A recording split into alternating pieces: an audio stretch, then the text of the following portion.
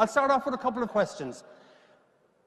Would you agree that if someone compliments you, you feel more motivated? Yeah? Okay.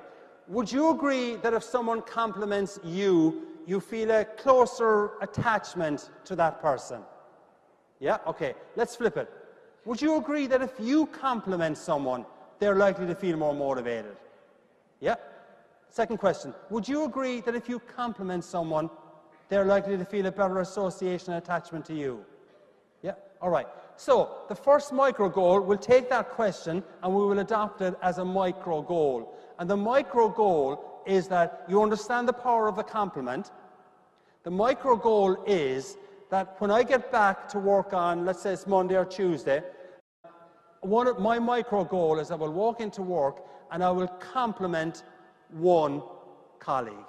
Now, the idea of why I want to reference these as micro goals, it goes back to a concept or a phrase from an English author by the name of Anthony Trollope. And Anthony Trollope, who's a 19th century author, he said, a small daily task, if truly done daily, will beat the labours of a spasmodic Hercules. And the idea behind this 5 micro goals, chaps, is that if you implement the 5 micro goals, they're small daily goals, but they can make a huge difference to your environment.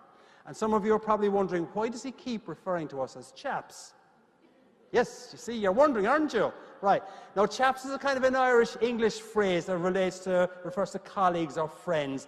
Tends to be more male-orientated, but I suppose in this gender-neutral society we're in, I'm going to actually use it to reference to you here now as chaps. But the main reason why I'm referencing it is that the 5 micro goals I'm going to provide you with actually spell out the acronym CHAPS. That's right. Okay? So the first micro goal is compliment. And everyone here in this room can set up a micro goal that will be implemented by when they compliment someone. Now, the logic behind putting into micro goals is that you probably do know that we've got neurotransmitters in our brains, neurochemicals, and one of them is dopamine. And dopamine is known as the feel-good chemical, as you all well know. And when something good happens, the dopamine kicks in, you feel better about yourself.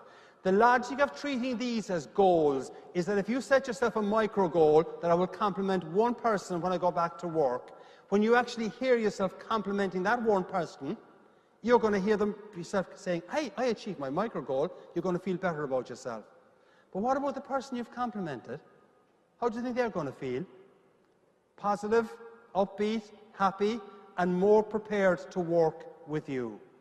Everyone here in this room can set themselves a small micro goal and implement it to compliment at least one colleague. Now, sometimes I get comments like, well, Conor, what happens if you can't find someone at work to compliment? I say, maybe you shouldn't be in that place. More pointedly, I'd say maybe it isn't the workforce is the problem. It might be you. But what I also do believe, though, is that everyone here in this room can find some reason to compliment someone. I mean, you could come out with something like, wow, your hair doesn't look as bad as it did yesterday. That kind of thing will work. But everyone here, though, can work on the compliment acronym. So number 1 in CHAPS is compliment. I will compliment one person when I get into work. Now, I'm going to put a question to you. I'm going to give you a 15-second exercise to think about. You buy into the concept of the power of a compliment, yeah? Okay, all right.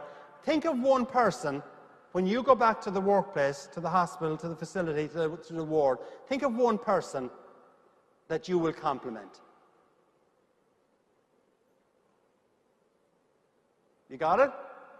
Okay, all right. Now, I'm going to ask you, that one person that you will compliment, is that someone that you get on well with, that you like, and you already have a good work relationship with?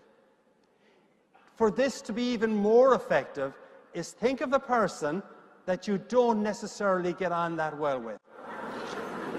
Right? Think of the person that you don't necessarily have a good relationship with. But think of the impact it could have if you actually get into the habit of complimenting the people that are not necessarily your best co-workers.